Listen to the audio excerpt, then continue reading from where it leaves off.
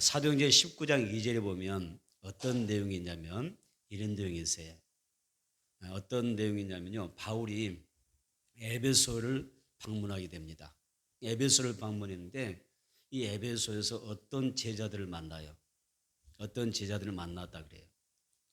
그래서 바울이 이 에베소에서 어떤 제자들을 만났는데 그 제자들과 대화를 하게 됩니다.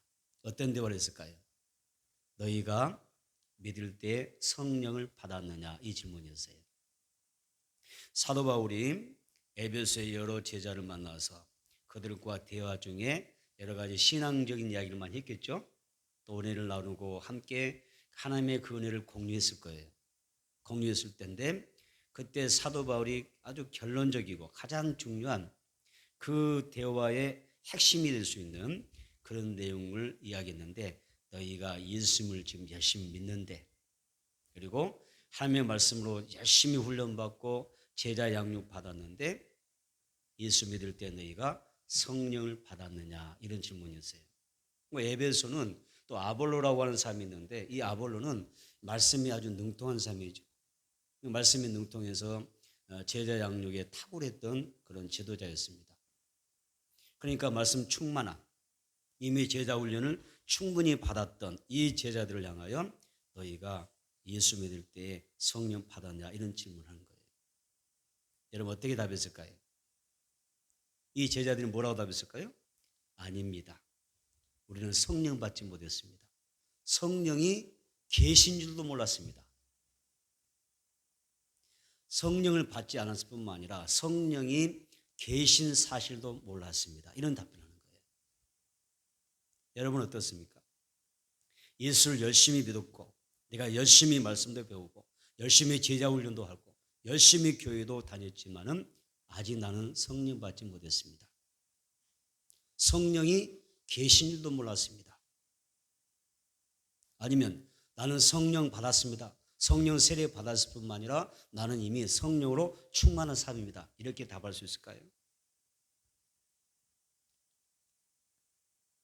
자, 에베소 제자들 그들은 성령님이 계신지도 몰랐습니다. 성부 하나님, 성자 예수님에 대해서는 많이 배워왔지만은 복음의 이야기를 많이 들었지만은 여러분 성령에 대해서는 들어본 적이 없어요. 그래서 우리는 여기서 한 가지를 말할 수가 있어요. 지도자를 잘 만나야 된다. 영적인 제자, 영적으로 우리가 성령으로 충만한 삶을 우리가 만나 그렇게 교제하고 교통하며 사는 것이 귀한 것을 알 수가 있어요. 그래서 우리 여러분 한 사람 한 사람이 성령 충만한 삶 되기를 원합니다.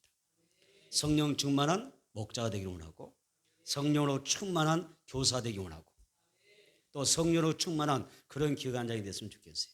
그래서 앞에서 뭔가 영적으로 리드해 가는 사람들은 성령 충만한 삶이 해야 돼요.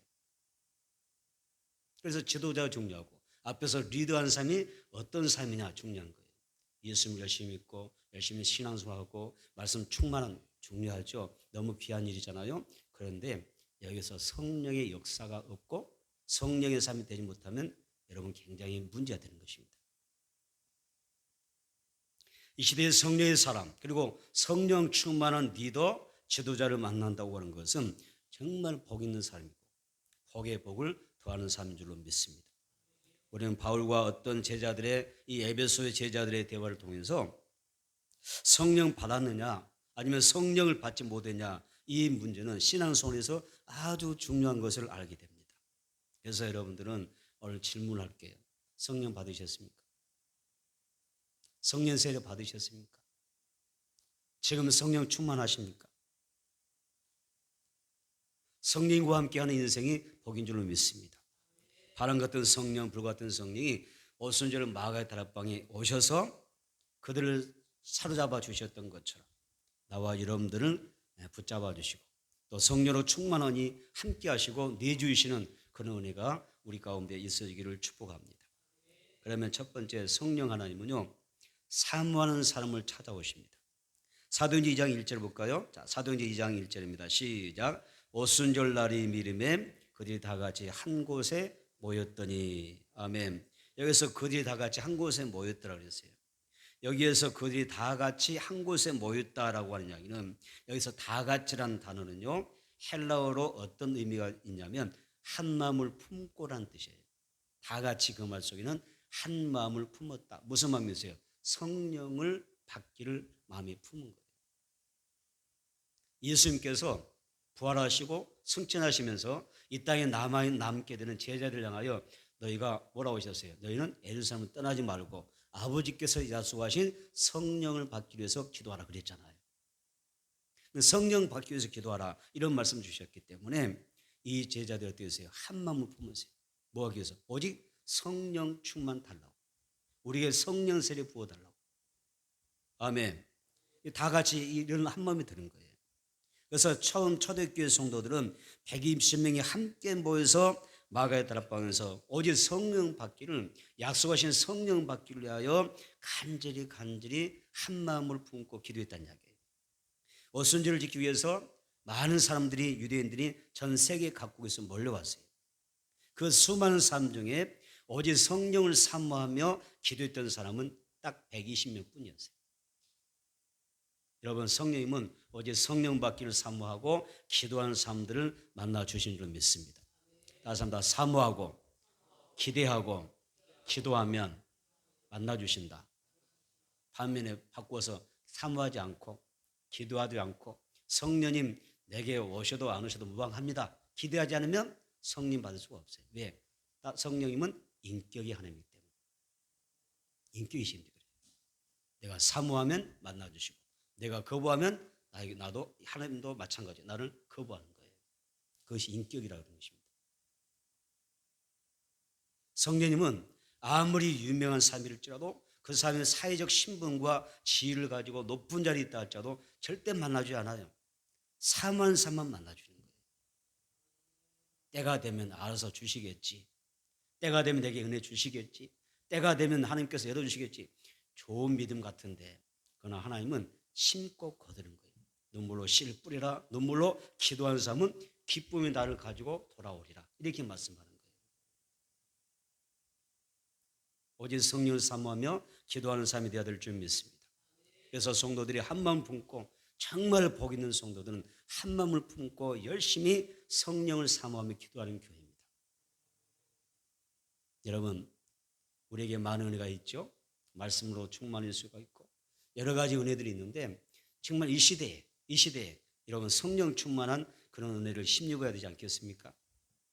그래서 우리 교회가 한 마음을 품고 정말 성령 받기를 사모하는 그런 교회, 주일학교든 뭐 중고등부든 어느 청년 장애인까지 모든 사람이 성령님을 사모하고 기도하는 성령 충만해서 기도하는 그런 영적인 교회가 되기를 축복합니다. 요즘 많은 사람들은 사람을 쫓아갑니다. 우리 기독교인들도 사람을 쫓아갑니다.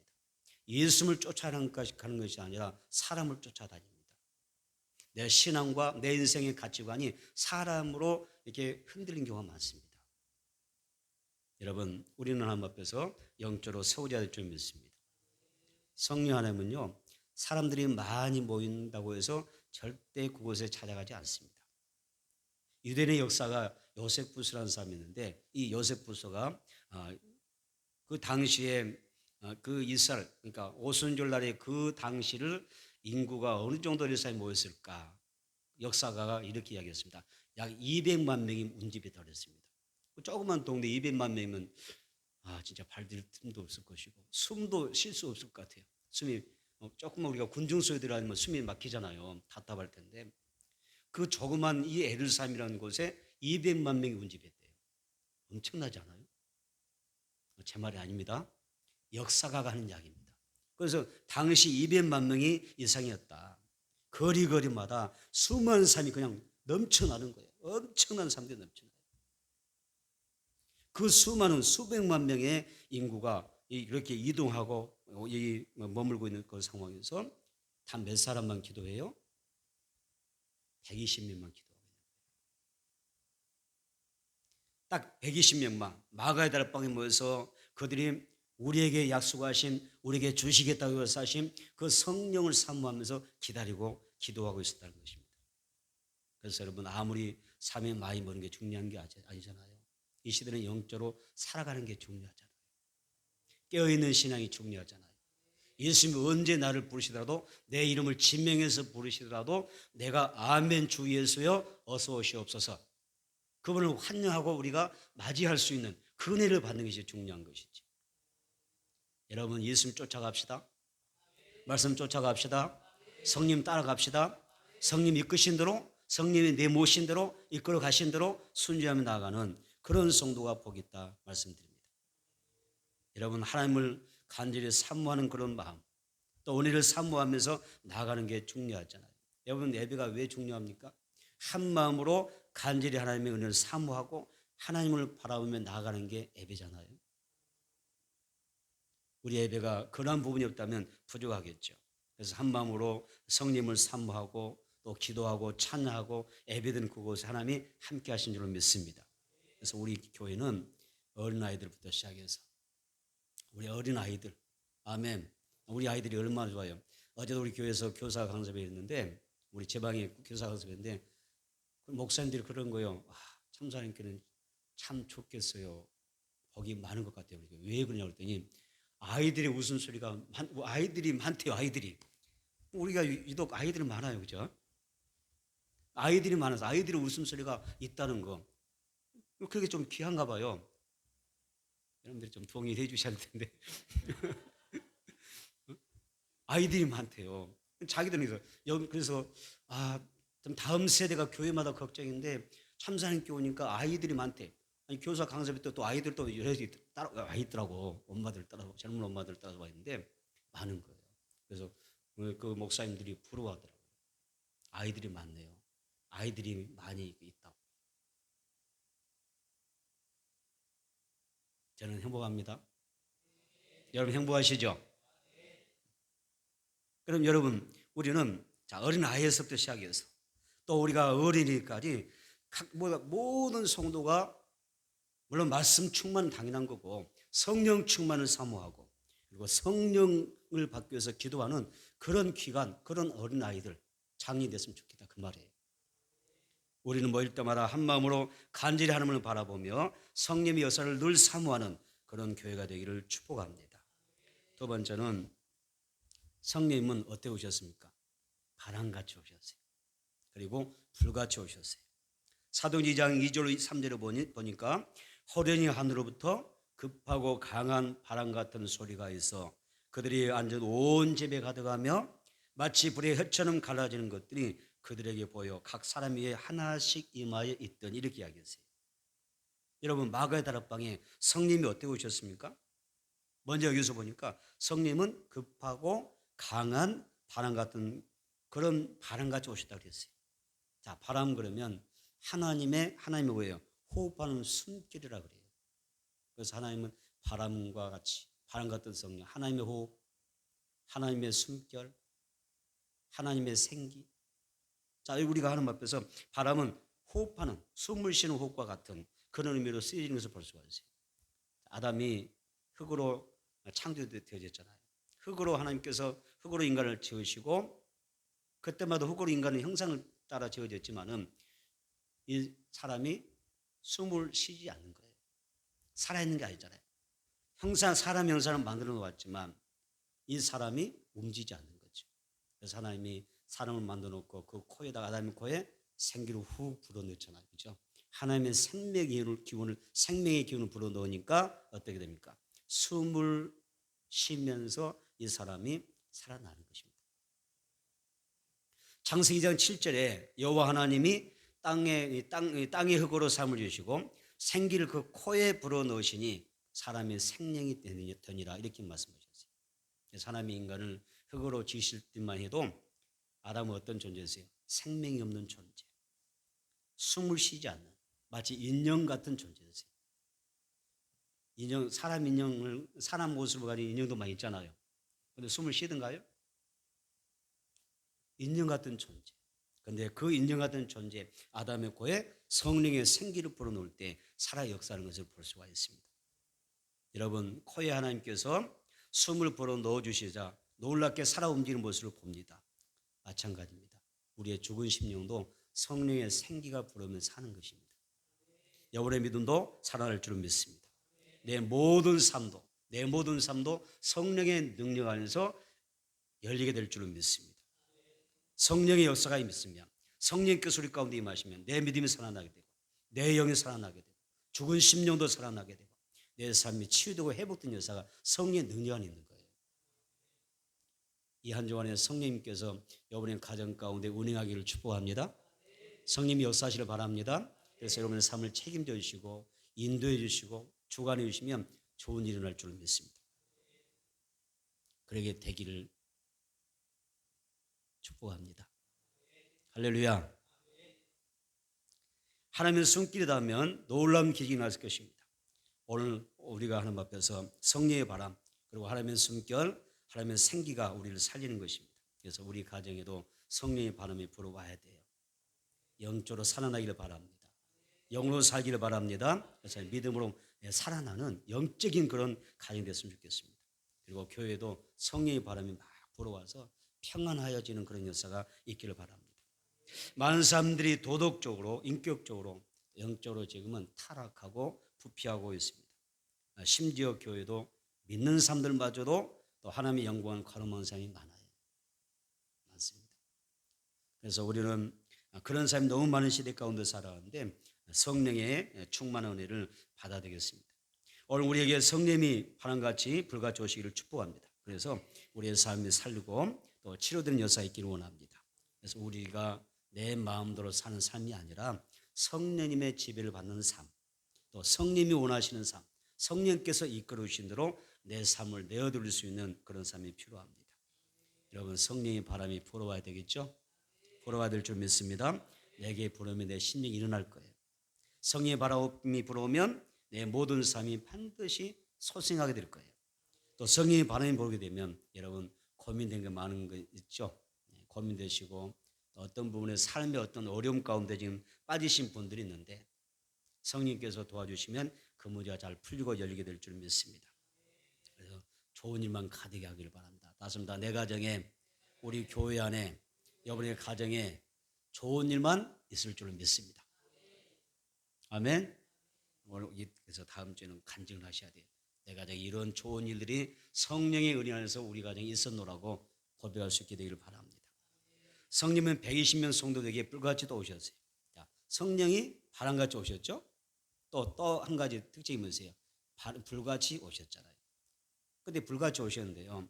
성령은 어떤 모습으로 오셨어요? 어떤 형상을 가졌어요? 어떤 현상으로 오셨습니까? 성령이 마치 불의 혀처럼 갈라지는 모습으로 각 사람 한 사람 한 사람이 120명의 사람들 가운데 하나하나 다 임하는 거예요. 하나하나. 그래서 그 자리에 있던 모든 사람들이 다 성령의 불을 받은 거잖아요. 자, 불은 모든 것을 태우잖아요. 또 어둠을 밝혀주는 것입니다. 또 불은 어떻습니까? 차가운 것들을 뜨겁게 만드는 그런 성질이 있습니다. 그래서 오늘 나에게 성령이 오셔서 불 같은 성령이 오시면은 내 이 어두운 이 칠흑 같은 내 영의 그 어둠들이 여러분 환히 밝혀질 것이고 또 내 삶이 밝아질 줄 믿습니다. 그래서 우리 안에 있는 잘못된 그런 죄성도 잘못된 인성도 이 모든 것이 불태워져서 그리고 새로운 인격과 새 성품을 갖게 될 것입니다. 또 차가운 신앙이 어떻게 됩니까? 뜨거운 불의 역사 있게 되면 불타오르는 신앙이 되는 것입니다. 여러분 하면 말씀 붙들고 기도하십시오. 그리고 성령님을 사모하십시오. 좋은 일이 있을 것입니다. 세 번째는 나와 여러분의 혀가 사람 살리는 불의 혀로 사용되기를 바랍니다. 사도행전 2장 3절로 4절에 보니까 이렇게 나왔잖아요. 마치 불의 혀처럼 갈라지는 것들이 그들에게 보여 각 사람 위에 하나씩 임하여 있더니 그들이 한번 같이 읽어볼까요? 사도행전 2장 3절로 4절 시작. 마치 불의 혀처럼 갈라지는 것들이 그들에게 보여 각 사람 위에 하나씩 임하여 있더니 그들이 다 성령의 충만함을 받고 성령이 말하게 하심을 따라 다른 언어들로 말하기를 시작하니라. 아멘. 자, 여기 말씀 보면 굉장히 그 특별한 의미가 있지 않겠어요? 성령이 불의 혀와 같은 모습으로 나타나는 것은 언어와 관련이 있는 거예요. 다른 모습도 있을 거 아니에요. 성령이 다른 모습으로 불과 같은 성령이 칼같이 나타나셨다. 아니 망치같이 나타나셨다. 이렇게 표현할 수 있는 건데 그 많은 어떤 그 용어보다도 불의 혀같이 갈라지더라. 혀로 표현하는 거예요. 이거 혀는 뭐예요? 언어와 관계되는 것입니다.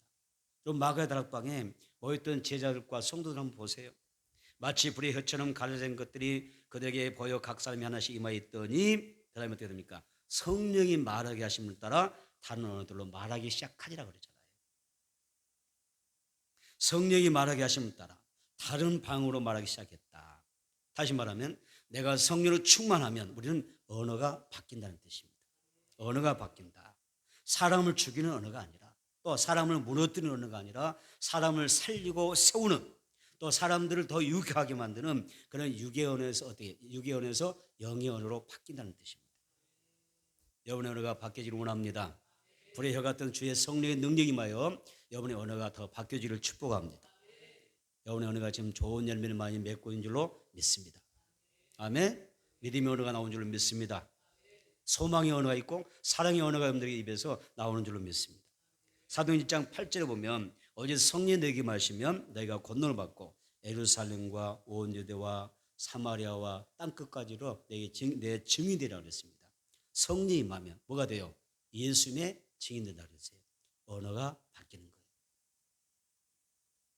성령이 말하게 하심에 따라 다른 말로 말하기 시작하는 거예요. 오순절날 오신 성령님은 제자들에게 불의 혀같이 임하셨습니다. 그때 제자들은 입을 열어서 세계 각지에서 몰려온 적어도 예루살렘에 200만 명 이상이 운집했는데 그 사람들 향하여 예수님을 전하는 언어가 되더라는 것입니다. 성령께서 우리 각 사람에게도 불의 혀로 지배하시기를 원합니다. 그래서 불의 혀같이 성령의 언어가 나왔으면 좋겠어요.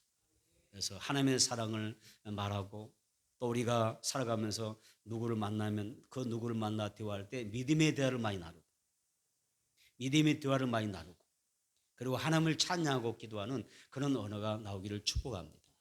또 성령이 말하게 하심을 따라서 예수님의 증인 되는 거예요. 성령이 말하게 하심을 따라 전도하는 어린이, 전도하는 학생, 전도하는 청년, 전도하는 장년, 우리 집사님, 권사님, 교사, 목자, 기관장, 할렐루야. 성령의 역사가 임하면 불의 혀 같은 성령이 내게 임하여 나로 하여금 성령으로 충만케 하실 때 내 입에서 성령이 충만함으로 성령이 말하게 하심을 따라 예수를 전하는 그런 언어의 변화가 있어질 줄로 믿습니다. 각국에서 온 사람들이 있었습니다. 제자들이 증거하는 이 진리를 그들은 결코 인간적으로 알아들을 수가 없습니다. 왜? 유대인들의 언어와 세계 각국에서 몰려온 사람들은 다르잖아요. 그래서 일단은 언어가 소통되지 않습니다. 대화를 나눌 수가 없습니다. 그 언어가 통하지 않는 사람들에게 그런데 제자들이 성령 충만하니까 어때요? 방언을 하는데요. 각 나라 각 사람의 그 나라의 언어로 이 말이 들리는 거예요. 여러분 신비롭지 않아요? 내가 지금 한국말하고 있는데 일본 사람들이 일본말로 알아듣고 앉아 있는 거예요. 놀라지도 않습니다. 내가 지금 한국말로 설교하는데 저 중국 사람들이 중국말로 이걸 알아듣는 거예요. 여러분 우리는 하나님 앞에서 자 사도행전 8절 보니까 어떤 이야기가 있었습니까? 우리 각 사람이 나온 곳으로 난곳 방으로 듣게 되는 것이 어찌미냐. 분명 저 사람들은 유대인들인데 유대인들이 하는 말이 각국 각 나라 말로 그들이 이 방언을 들으면서 그들의 복음을 깨닫게 되는 거예요. 사도행전 11절에 보니까 우리가 다 우리의 각 언어로 하나님의 큰 일을 말함을 듣는도다 이렇게 이야기하죠. 이것이 성령의 역사잖아요. 그런데 하나님의 큰 일은 뭘까요? 여기서 말하는 하나님의 큰 일은 신학자 바빙크는 하나님의 큰 일이 뭘까? 그 큰 일을 이렇게 이야기합니다. 하나님께서 예수로 말미암아 성취하셨던 구원의 모든 사역을 뜻한다 그랬습니다. 다시 말하면 예수님이 십자가에서 죽으시고 예수님 무덤에서 다시 부활한 그 사건을 우리가 받고 예수 믿었을 때에 구원받게 된다고 하는 그 구원의 복음을 이야기한 것입니다. 죄인이 예수 믿음으로 값없이 구원받는 것이 하나님의 큰 일이죠. 사도들 예수님의 그 속죄 은혜만 믿게 되면 영생을 얻게 된다고 하는 것이 바로 진리를 선포했는데 이것을 하나님의 큰 일이라고 그랬습니다. 우리가 성령 받으면 하나님의 크신 일을 깨닫게 될 것입니다. 그리고 그 크신 은혜를 어떻게 해요? 하나님의 크신 일을 다른 사람들에게 나누게 되더라는 것입니다.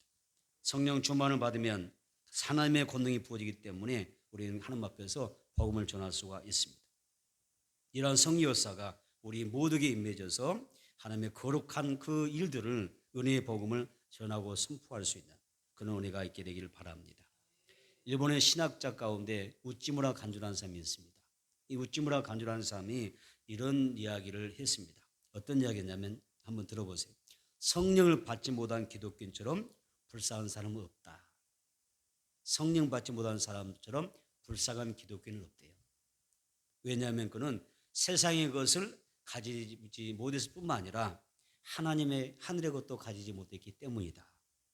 세상의 길을 없인 여기도 그는 세상에 이길 힘이 없으며 깨끗하게 되기를 힘써도 그는 결코 깨끗할 수가 없다. 그는 성령을 받아야 한다. 그렇지 않냐면은 그 사람은 불신자보다 더 불쌍하다 그러세요. 여러분 성령 충만하기를 바랍니다. 불쌍하지 맙시다. 불쌍한 사람 되지 마시고 성령 충만하세요. 성결한 삶 살고 나십니까? 성령 충만 받으셔야 돼요. 세상에 나가서 우리가 승리하는 삶을 살고 나십니까? 성령 충만하셔야 돼요. 성령 충만 받으면 우리가 죄악을 이길 수가 있고요. 세상을 순간순간 이기는 그런 능력을 갖게 되는 것입니다. 능력 있는 복음의 증인이 되기 원하십니까? 성령 충만 받으셔야 돼요.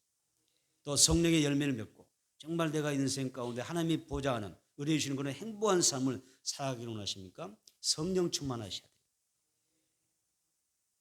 성령 충만 받으면 능력 있는 신앙이 되어서 하나님의 큰 일을 할 수 있다고 그랬어요. 땅끝까지 복음을 전하되 담대하게 전할 수가 있습니다. 날마다 성령으로 충만해져서 주님 앞에 가는 그날까지, 주님이 내 이름을 부르는 그날까지, 아멘. 우리가 승리하는 삶을 살다가 꼭 천국에 오를 수 있는 하나님의 보좌 편에 설 수 있는 그런 축복의 주인공이 되기를 바랍니다. 이제 말씀을 정리합니다. 여러분 성령 충만하셔야 됩니다. 성령 충만하려면 어떻게 해야 돼요? 사모해야 됩니다. 그리고 기도를 많이 하셔야 됩니다. 성령님은 인격의 하나님이십니다. 내가 사모하고 기대하고 우리가 기도하면 그분은 반드시 찾아오십니다. 우리의 모든 죄악을 회개하고 그리고 깨끗한 마음을 소유해야 됩니다. 깨끗한 심령 가운데 성령님은 항상 충만함을 우리에게 더해 주시는 거예요. 내가 성령을 소멸하지 않도록 성령 충만 삶을 사는데 이 성령의 역사가 내게서 소멸되지 않도록 깨끗한 심령을 유지하는 게 중요합니다. 성령의 기름 부음을 사모하고 기도하기를 바랍니다. 그럴 때 하나님께서 우리에게 성령과 능력을 채워주시고 내 안에 내 삶 가운데 생수의 강이 흐르게 하실 것입니다. 우리가 성령의 생수로 늘 공급받고 살아간다면 좋은 일 앞으로 많이 있을 줄 믿습니다. 많이 날 줄 믿습니다. 크게 날게 될 줄 믿습니다. 그래서 성령의 생수를 마시는 건 항상 기뻐하고 또 시와 찬미로 하나님을 노래하며 범사에 감사하는 그러한 삶이 이루어질 것입니다. 여러분 성령이 충만해야 또 우리는 피차 복종하며 살 수가 있고요. 은혜 안에 우리가 충만한 삶을 살아갈 수가 있습니다. 이 한 주간도 불같이 바람같이 역사하신 성령의 역사가 우리의 모든 삶 가운데 우리의 심령 가운데 충만해지는 누리는 삶이 되기를 주의 이름으로 축복합니다.